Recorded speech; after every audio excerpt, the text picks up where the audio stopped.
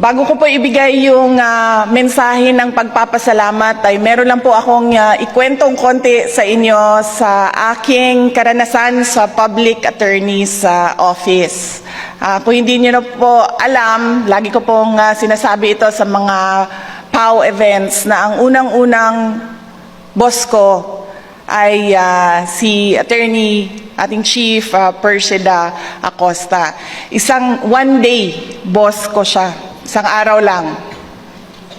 Noong kakapasa ko lang ng bar examinations, tumawag yung aking, si dating President Duterte, tumawag yung tatay ko sa akin. Sabi niya, nasaan ka?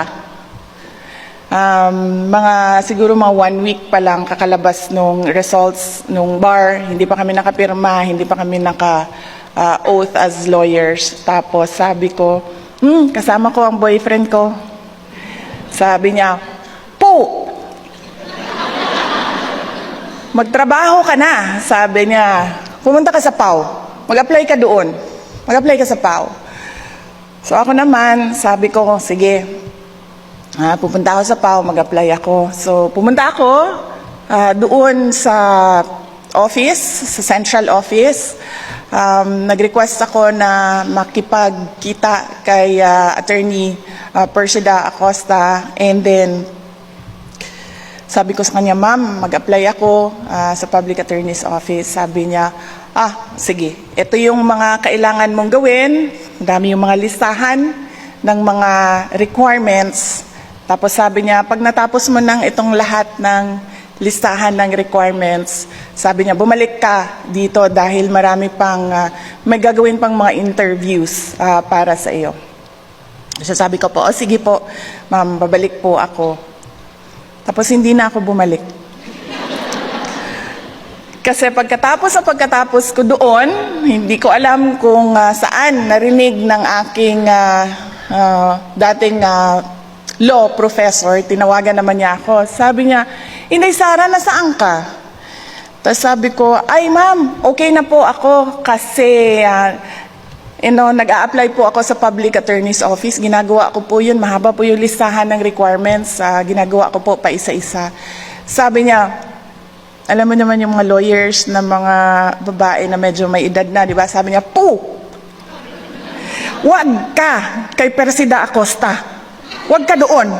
Sabi ko, kasi pumunta na kasi ako doon. Sabi niya, wag ka pumunta kay Persida Acosta.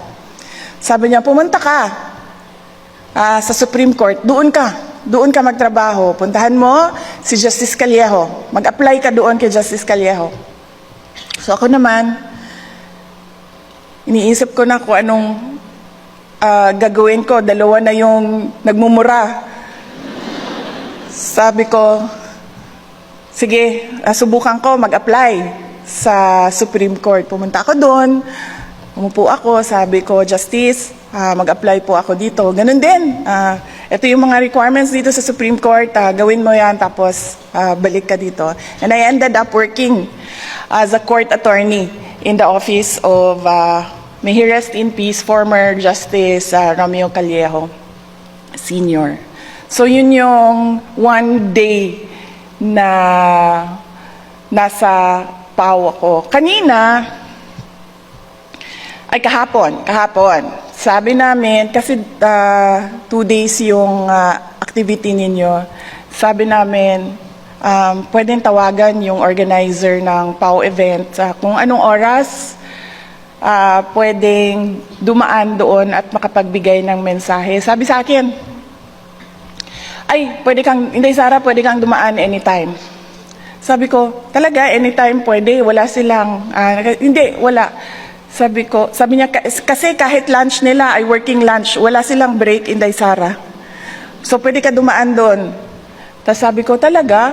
Paano pag nag-CR? Sabi niya, hindi. Kahit nakaupo sila sa toilet, nagtatrabaho lahat yan. Kaya huwag ka mag-alala, dumaan ka lang.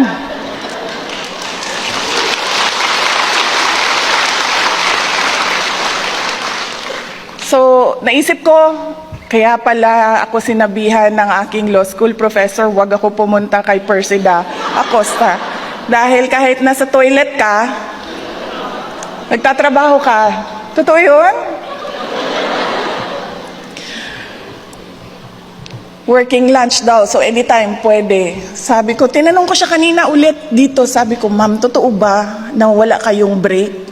Working lunch kayo? Sabi niya, totoo, ganyan talaga. Tapos, meron akong mga classmates. Hindi ko mga classmates, mga sis ko sa sorority na nasa public attorney's office. Saka may mga kaibigan din ako na nasa public attorney's office. At kapag tinatanong ko, sabi ko, kumusta na kayo? Kumusta na si Chief Acosta? Gaganon yan sila.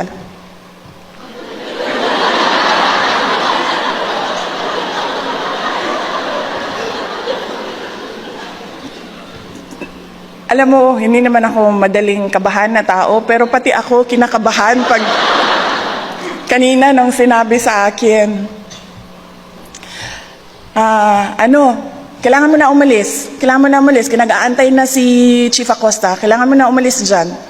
Tapos pumunta ka na doon sa PICC. Tapos sabi ko, kailangan na ba umalis? Pati ako kinakabahan na. Naiwan ko earrings ko. Tingnan nyo. Pati ang relo ko, naiwan ko. Kanina pagbaba ko sa sasakyan, gumanon ako.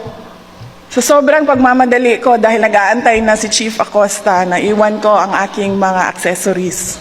Ganyan ang ating chief sa Public Attorney's Office.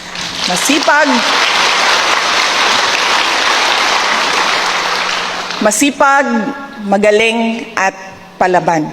Yan si Attorney Persida Acosta. Kaya nga, di ba, sabi ko sa inyo, anong pangalan ng PAO? Persida Acosta Office. Ganyan kagaling.